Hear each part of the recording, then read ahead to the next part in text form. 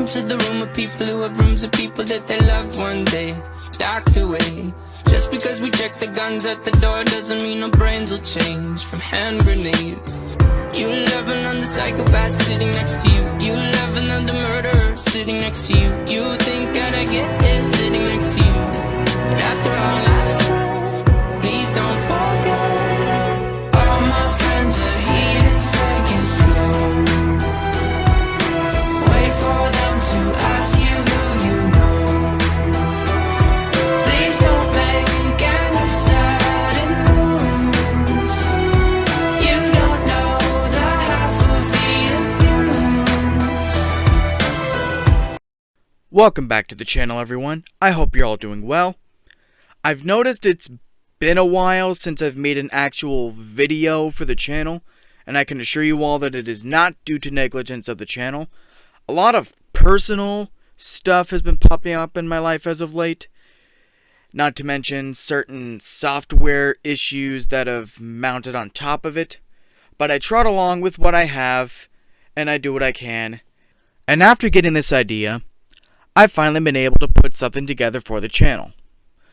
With the summer season in high gear, and a lot of movies coming out, for better or worse, it's near the end of July, which means we're over halfway through the year of 2023, and I thought I would put together a list of my favorite releases of the year so far, including both TV shows and movies.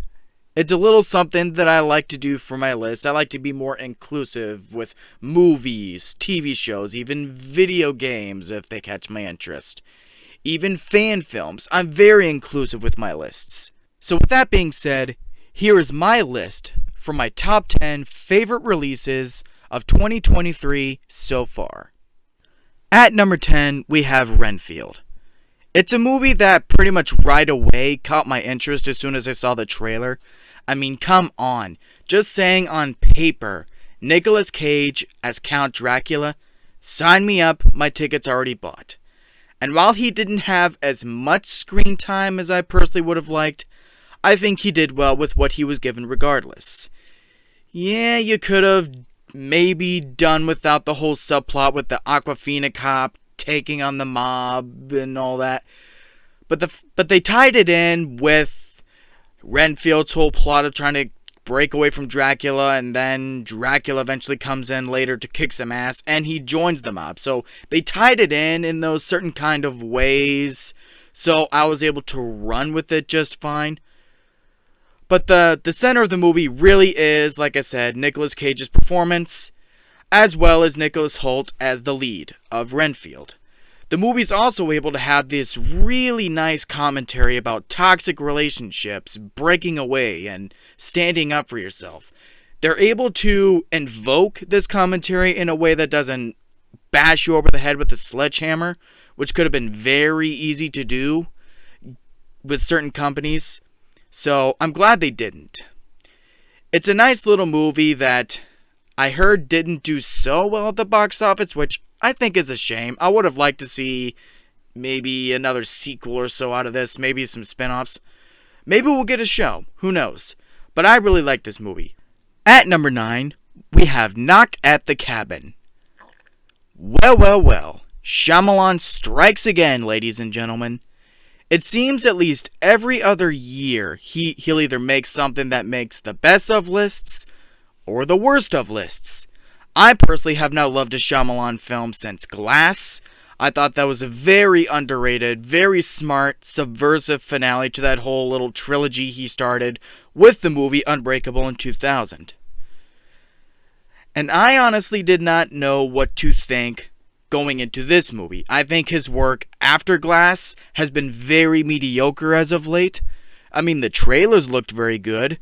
I just went in cautiously optimistic. And I gotta say, I was pleasantly surprised.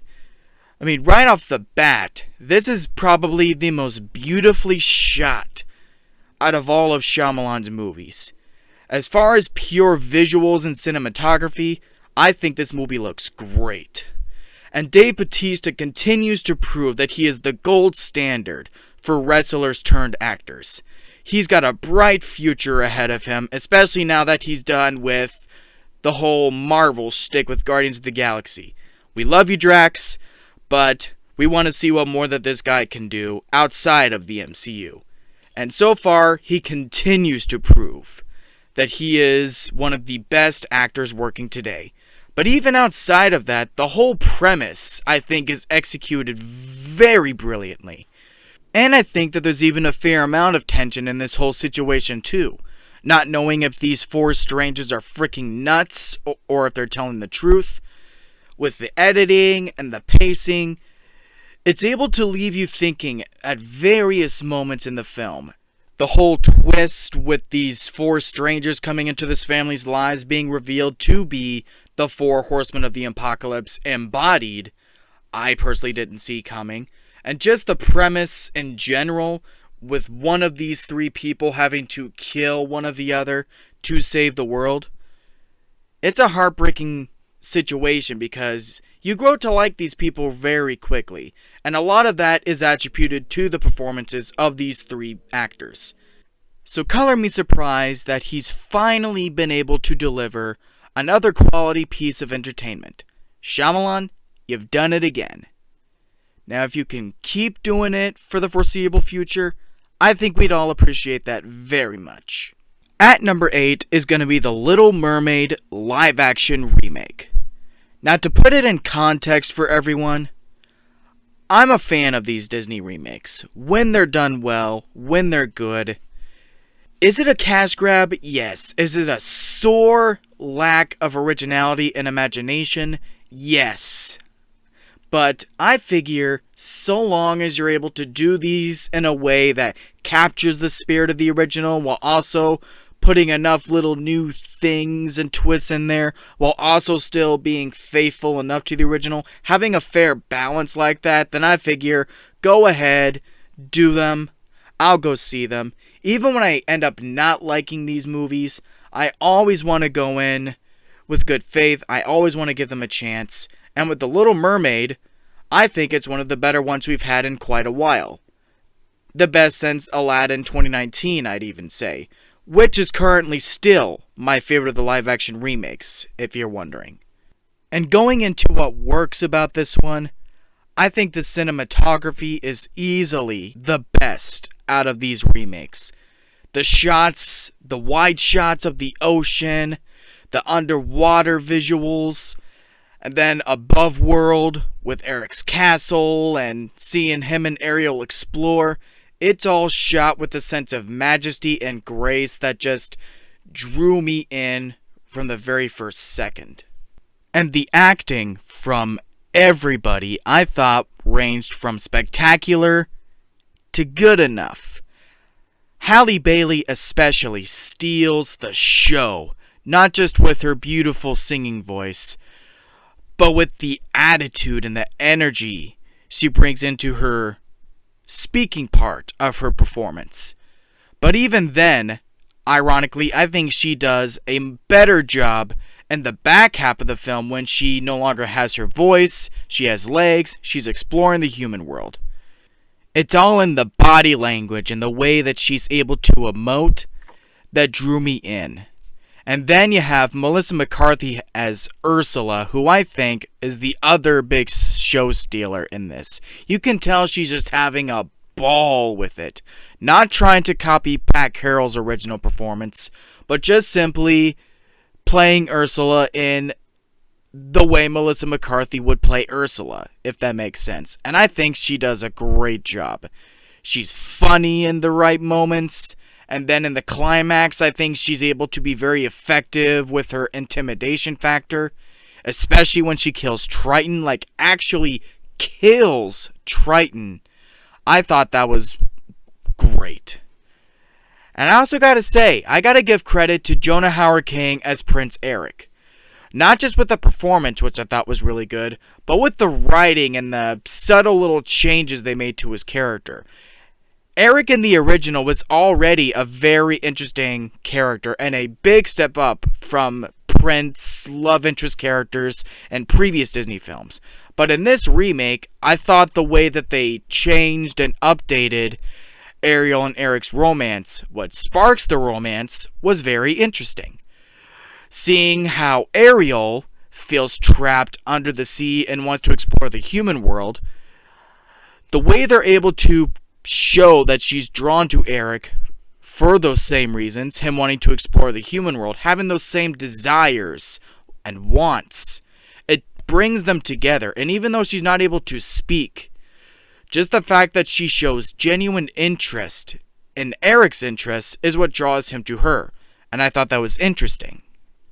Now, going into what really doesn't work about the film, and in certain cases really doesn't work, there's a certain part in the movie with Ursula, a little change they add to where when she casts the spell on Ariel and gives her legs, they add this little bit where Ursula says that she added a little cheat to the spell to where Ariel will forget or get some sort of amnesia whenever she tries to kiss Prince Eric or remembers that that's what she's up there for.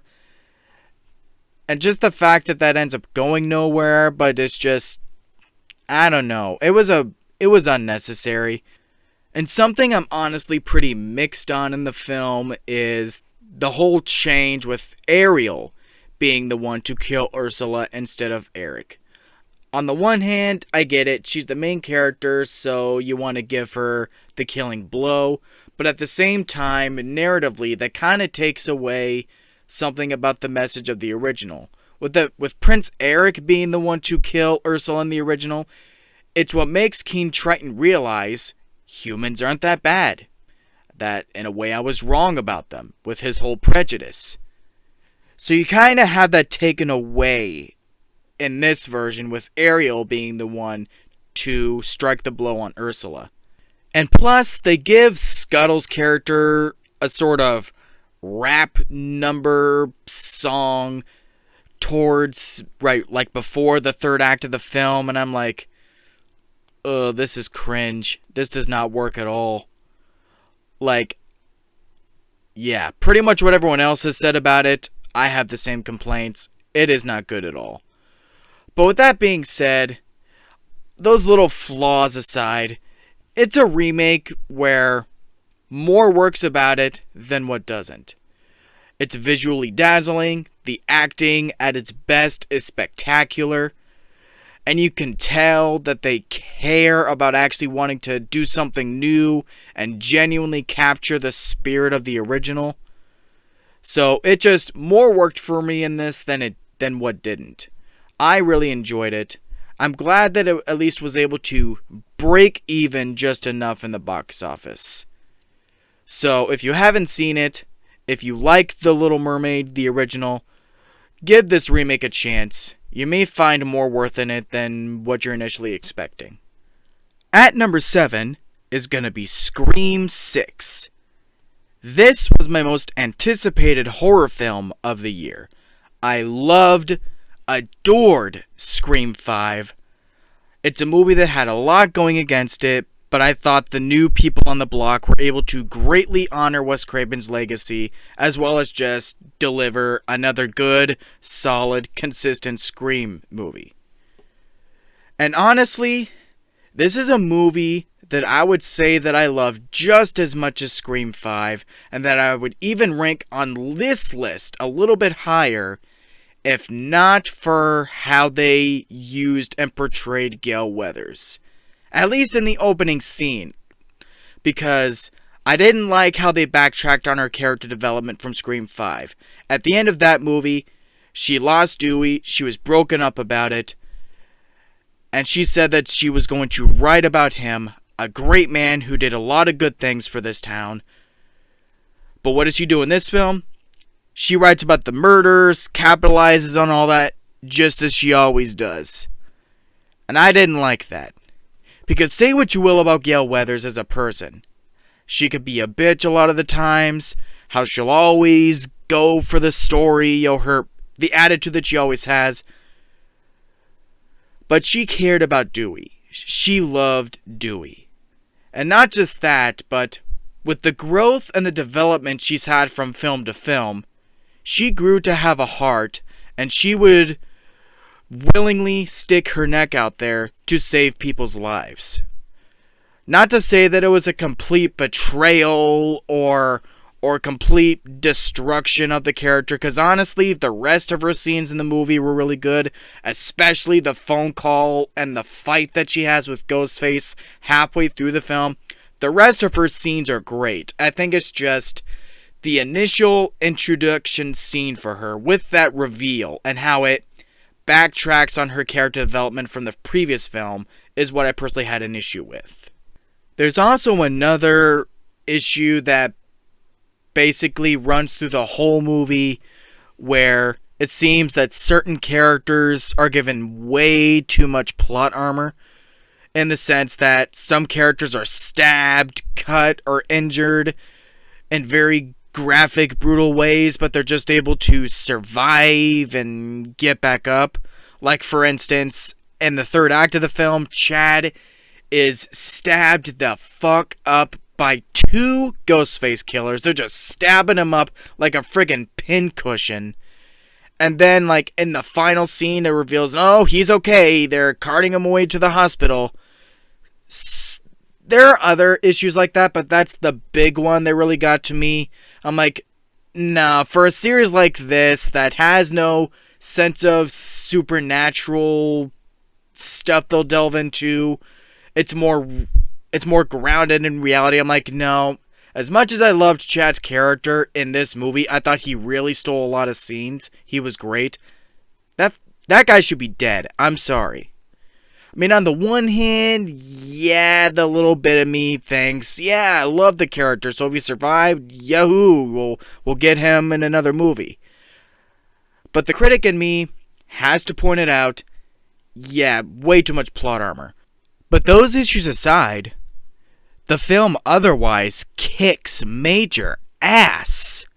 The New York setting was used very well. Ghostface, easily at his most brutal. Holy shit, some of these kills, especially in the opening and the attack at the apartment. And then, I may be in the minority, but I was thrown for a loop in the third act. I honestly thought they were going that route with Kirby. They had me going. I really thought Kirby was the killer in this. But even then, the reveal as is, I was at least intimidated by the detective being the killer. When he goes all batshit insane at the end, he was freaking me out. Not to say that the other killers weren't doing a good job at all, but it's the main detective cop guy, being the mastermind, is who was really intimidating me.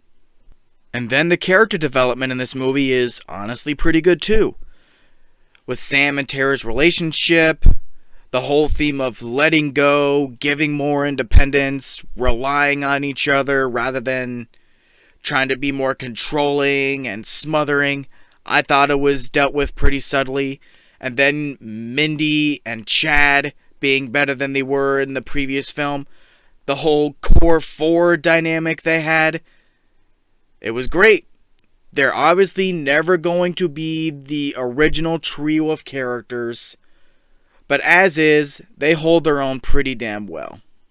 So as is, even if there are some substantial issues that leave it being somewhat of a step down from the previous film, Scream 6 is otherwise another consistent, solid entry in this franchise that's able to hold its own and maintain the goofy wit and meta commentary that made this franchise famous in the first place. Check it out if you haven't yet. Number 6. Guardians of the Galaxy Volume 3. It's pretty safe to say that as of late, the MCU has had a fairly up and down, slip and slide in terms of quality. For every Wakanda Forever, there is then a She-Hulk or an Ant-Man Quantumania to follow suit. But regardless, all eyes were on Guardians of the Galaxy Volume 3 to hopefully deliver a satisfying conclusion to this original band of characters that started it all for the cosmic side of the MCU. And while I am personally of the mind that the whole Marvel Cinematic Universe should have ended with Avengers Endgame, and that nothing in Phase 4 onward has been able to narratively or in any other sort of way justify its existence, justify continuing the story after Endgame. I am pleased to say that Guardians 3 is the first film that I feel has actually narratively justified itself. The way it's able to close out Rocket's story, giving him the backstory that we've all pondered about for the past 10 years, and seeing how heartbreaking it is, but seeing Rocket's resolve. He's not going to run. He's going to go after the bastard who did this to him, while having his family beside him to help him out. Tonally, the film holds nothing back. Not just with Rocket's heartbreaking backstory, but with just the stakes in general. This is the first time in anything in the MCU where I felt myself feeling utterly uncomfortable. Genuinely uncomfortable. The High Evolutionary was a chilling villain, easily the best of the trilogy, and probably the best MCU villain post-Avengers Endgame. So all around, it was worth it.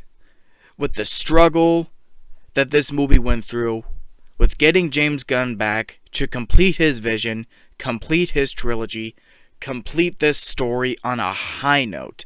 Guardians of the Galaxy is my favorite of the post-Avengers Endgame MCU films, and maybe possibly one of my favorite MCU films, period. I may have to think just a bit longer about that one. But make no mistake, this was an uncomfortable but heartwarming movie about the importance of family, sticking together, never leaving each other behind, and it was great. At number 5 is my most pleasant surprise of the year so far, and that's going to be Total Drama Season 7. Being a lifelong fan of this series, being a fan of reality shows like Survivor, I felt burned by seasons 5 and 6 of this show. They were total dog shit with the levels of character derailment, continuity errors, you name it. They were horrible. Some of the worst seasons of anything in television I have ever seen. And then on top of that, you had that baby total drama daycare show. It just looked like the spark was out with this show. They had nothing left to offer. It was just done. So when I heard that a new season was in development with another new cast to come our way, I was pissed because I felt like there were several story arcs and threads left behind with the original cast of characters that I thought have been left unresolved and are still left unresolved. So I was just feeling scorned by them doing another new set of characters for another season. But color me surprised when I gave it a watch, expecting it to be absolutely terrible, if not maybe worse than the 5th and 6th seasons. And I liked it a lot. So much so that I think this is the best season the show has had since Total Drama World Tour, their 3rd season. The writing, characterization, pacing, and structure is all much better than the previous 2 seasons. And the animation, talk about a freaking upgrade. Some of the recasts with the Chris McClane's character and Chef are a bit iffy, but I was able to run with it really quick because the new voice actor, Terry McGuiran, was able to deliver a lot of charisma. He was able to invoke the same sadistic personality that Chris McClane is known for, so I was fine with it. The challenges were pretty good. I liked every single character, even the villains. A big freaking improvement, again, from seasons 5 and 6. Every single aspect is better than those 2 seasons. I cannot stress how surprisingly good this season was. So, if you're a Total Drama fan, go watch it. If you're still skeptical, I think you'll be pleasantly surprised. At number 4 is my other most pleasant surprise of the year so far, and that is going to be Indiana Jones and the Dial of Destiny. After the utter mess and disaster that was the Star Wars sequel trilogy, it's fair to say that people were pretty skeptical of Lucasfilm at this point. So when another Indiana Jones film was announced, a lot of people had their worries. Was it going to be another betrayal of a beloved franchise and main character? We would see. This was one of my most anticipated movies of the year, fair to say, but at the same time, I still held it at arm's length in terms of not getting my expectations too high. The trailers looked pretty good, especially that the final trailer was emotional, it was incredible. It's the piece of marketing that got me the most hyped for the film. But like I said, going in, I tried to keep my expectations at arm's length. And wow. Out of all of these recent legacy Lucasfilm offerings, everything Star Wars included, this might be at least top 3 from them. Maybe top 2. I don't know. I still loved Obi-Wan Kenobi. That was great. But this as is, it was well done. A great choice in director with James Mangold, given that Steven Spielberg chose not to come back. You can see why they would want to get him back because of it seems to be his forte with making final hurrah movies for beloved characters, as was shown in Logan. Harrison Ford continues to prove his longtime love for this franchise and this character. He shows up to work. He does not skip a beat. He is incredible. This is the most emotional we've seen Harrison Ford act as the character. He's a broken man in this film. He's in a bad emotional place in life. But unlike the ways that all the legacy characters were used in the Star Wars sequels, I think that story beat, as much as I think that it is done to death in so many legacy sequels, I actually think it's done really well here, and with purpose. They're able to write it in a way that really makes sense and can really fit the character of Indiana Jones. Not that I would have personally written it to where this is where he is at this point in life, but as is, it's very emotional, it's poignant, and it's heartfelt. Going into some of the things that don't work real quick before I get into the rest of my positives, Helena's character is admittedly very insufferable through a big chunk of the movie. As much as I get that that's the point, it's her arc. She starts off very morally ambiguous, but grows to have more of a heart later on. I get it, but I think they kept her this way too long throughout the movie. I think at the point they should have started having her have a change in character is that chat that her and Indy have on the boat when he opens up to her about what happened to his son, the regrets he has about how it turned out with his marriage, how it split up him and Marion. That's the point where I think Helena should have had a permanent change of character, showing more sympathy and not all the little condescending quips about his age and how she thinks that she's in charge, and that she's so self-sufficient. But I will give them credit, going back into the positives, for as condescending and as smug as she is towards Indy through a lot of points in this movie, they still keep Indy's character intact in the sense that he bites back, he'll always tell the person off, as he's always had that side to his personality. So they at least keep that intact, which made a lot of her scenes bearable, if I'm being honest. Going into the villains real quick, I think Mads Mikkelsen was a pitch-perfect fit for this role. I don't know, Mads Mikkelsen is just the kind of actor with seeing his screen presence and the type of villains he's played in the past. I just always had this vibe from him where I feel like I think he'd be a great pick for a villain in an Indiana Jones film, just in terms of his screen presence, and I think they used him very well. Once his whole motivation for the dial is revealed, it raises the stakes and it makes it a worthy final confrontation and final conflict for the Indiana Jones storyline. Another thing I really appreciated about this movie is how the action looked and how it felt. It had more of a practical look and feel to it, like the good old days of the original trilogy. There's obviously CGI there, for sure, but I think it's implemented better and it's not as noticeable, which makes the action scenes more enjoyable.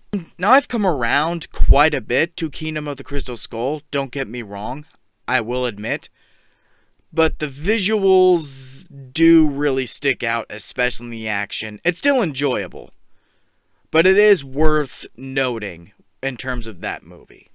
Now, after having seen the movie twice in theaters so far, I have come around to the ending quite a bit, at least in terms of Helena's role in the ending. I've heard some complaints saying that she knocks him out and brings him back to the present. Indy doesn't make the choice himself.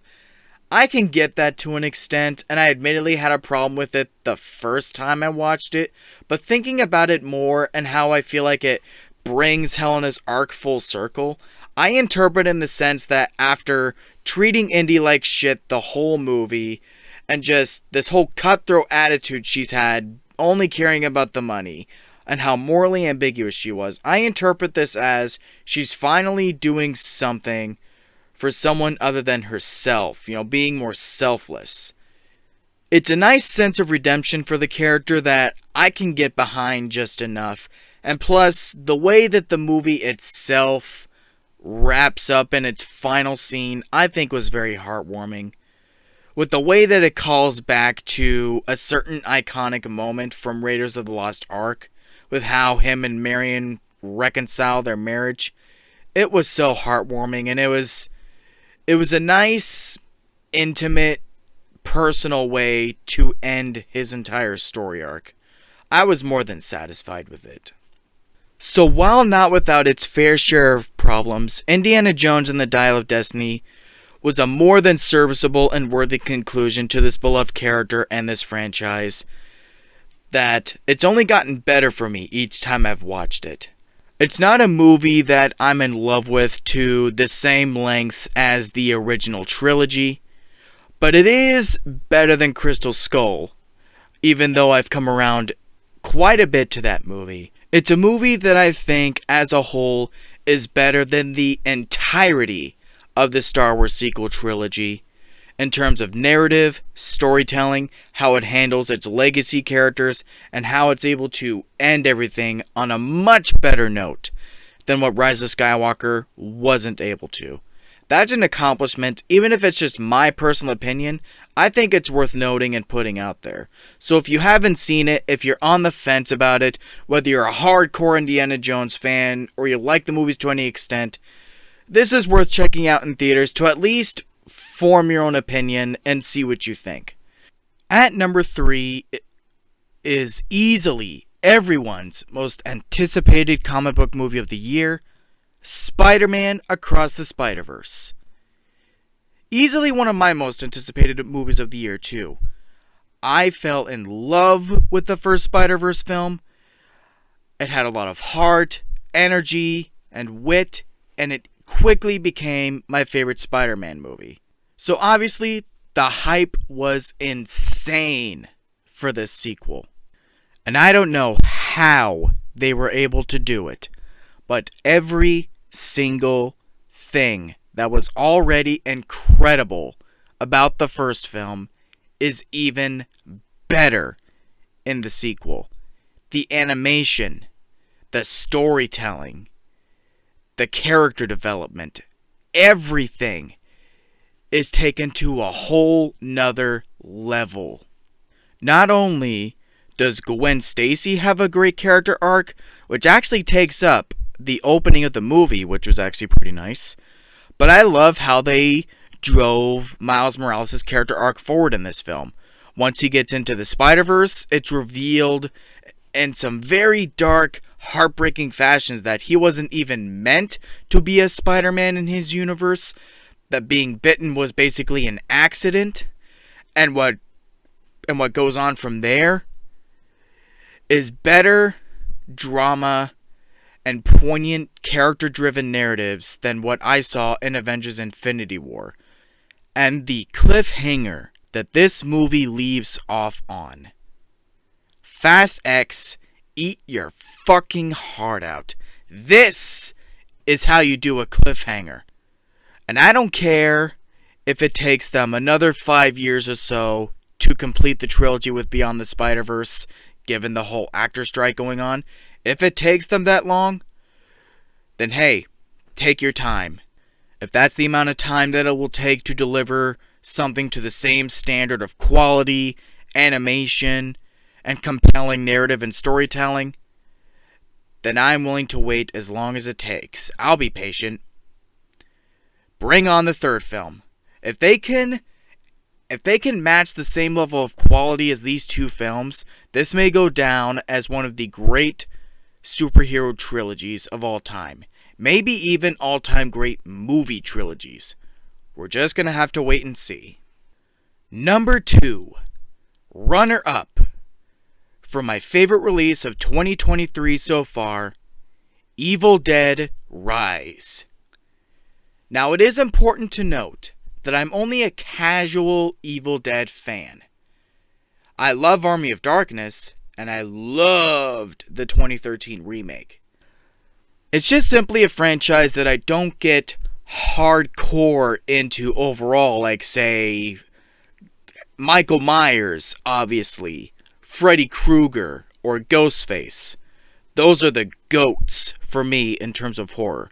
But I do have a deep level of respect for these movies, as far as knowing the legacy and what went into them, how they were made, and how much it took for these movies to be made. But I will say, as far as the character himself, funnily enough, Ash is one of my favorite horror characters, funny enough. So it's kind of interesting how that all turns out with my opinion on this franchise. I have not seen the Ash vs. Evil Dead series, though. I've heard great things about it, though, and I do plan to check it out. Going into this movie, though, this was just a breath of fresh air. I loved the high-rise setting. The family here, very easy to get into, much like the performances in Knock on the Cabin. That's all attributed to the performances from these actors.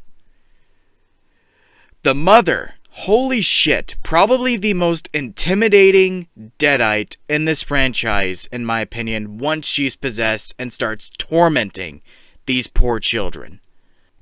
Alyssa Sutherland easily steals the entire movie, and once things get started with the Deadites and the possessions and the books of the dead, it easily turns into what, in my opinion, might be the goriest film in the entire series. I know that's a high bar to reach given the ending of the remake, or even a lot of the antics in the original. But, holy shit, this was a bloodfest, and I was loving every second of it. But the blood and gore aside, I thought that these characters were very easy to get behind. You get their struggles with where they live, what they're going through, especially the estranged older sister. And it's heartbreaking and tragic to see more of these people possessed by the Deadites as the film goes on. And it leaves me very invested in wanting to see where they'll go from here. Will we get another sequel with Ash? Will we see more from this continuity? Whatever they end up giving us, I am hyped as hell to see what they deliver next. Give us one more movie of this level of quality with the storytelling and even the gore. You may take me from being a casual fan to saying groovy. But coming in first place, easy, no contest, Elemental. Guys, I am in love with this movie. How this underrated gem of a movie is underperforming to the levels that it is boggles my mind. I have not been this engrossed in a Pixar film since anything in the Toy Story franchise. The world and the universe and the lore that this movie sets up from the very first minute immediately feels lived in and has this deep, rich sense of history to it. I wanted to learn more. It was just like the song in Grease, tell me more, tell me more. But in all seriousness, Ember and Wade, these two characters, I have not been more invested in a set of characters in a movie all year. Their interactions, knowing their struggles, learning their struggles, and then eventually their romance. Call me a sap, but I like a good love story. I mean, if you know me, you know what my favorite movie of all time is. Hello! And even if the whole story and narrative was predictable, which admittedly it was, but is in no way a detriment against this movie, I figure so long as you get into the characters, you care about the characters, you care about what's going on, then I do not mind a predictable narrative whatsoever. But to say that it was predictable in the sense that, I knew what was going to happen around every corner, not exactly. There were a few moments in this movie that threw me for a loop. The inciting incident that brought Ember and Wade closer together and started sparking their romance, I thought that was very heartfelt and sweet. And just the themes in general this movie tackles, immigration, xenophobia. It's themes that Disney and Pixar have tackled before, but this felt unique. I've heard a lot of Zootopia comparisons, some of them unfavorable ones, but I think that actually does a disservice to the film's message and its narrative, what it's trying to say. The way Ember and Wade's romance progresses throughout the runtime of this film, and the way it goes beyond the simple, bare-bones concept of elements don't mix that they explore heavily in this film, I think it's done in ways that heavily differentiates itself from Zootopia's themes and message. But outside of the romantic side of the narrative, I think the film does a great job, especially with Ember's character, really getting you to connect with how deep down she loves her family and that she wants to follow in her father's footsteps, take over the family business. Or does she? The film really gets you to empathize with her and how she thinks that she'll be a disappointment if she wants to follow her own passions rather than take over the family business. Then you have Wade, who you feel sympathy for real quick once he opens up about the loss of his father and how he feels like he lacks a purpose in his life, and the way that Ember empathizes with that. It's all written and paced out so well, all in just 90 minutes. And I haven't even talked about the animation yet. Holy shit! These have got to be the most stunning, breathtaking, and unique visuals in the entire Pixar library. I am not stressing that one little bit. It was a true treat to experience on the big screen. And then there's the soundtrack, which is just beautiful. It's emotional in all the right moments, funny in all the right moments, heartwarming in all the right moments, and it gets serious in all the right moments. It hits every single beat flawlessly. It truly, genuinely takes a lot for me to call a movie a masterpiece. Because like any movie, they have to hit the right beats as far as the execution, the tone, the way it's made, with the script and how it's written. And I truly think this might be Pixar's next masterpiece. And the fact that it is bombing and underperforming to the levels that it is breaks my heart. I know that a lot of people love Soul for how deep and mature that movie is, and they're not wrong to think that. But this is just simply the one that I'm in love with the most. The one that leaves me thinking, Pixar, it is great to have you back. More of this, please. This is truly the most underrated, underlooked, underappreciated movie of the year in every aspect. To everyone watching, if you have not seen this movie yet, go see this in the theater. Give it your money. Support this as much as you can, if you can. Even if you don't end up forming the same opinion on it as I do, just the fact that it'll end up improving in the box office and making more money, so that it could end up leading to more original content like this, instead of another onslaught of cash grab nostalgia sequels, that's what will matter in the long run. I honestly do not know in what other ways that I can do justice to this underrated gem. It is just simply the most fun, heartwarming, satisfying, most good time I have had at the cinemas so far this year, and it is my favorite film of 2023 so far, and the chances are, depending on how things play out, it may end up winning the entire year on my list. I just loved Elemental that much.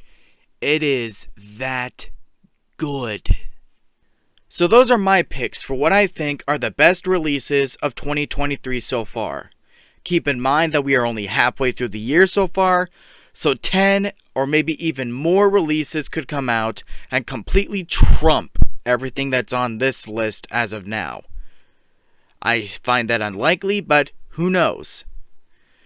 In the meantime, comment down below, what are the releases in 2023, movies, TV shows, video games, whatever it is. Comment down below what you've enjoyed the most this year so far, and also comment down below what else you're looking forward to for the remainder of the year.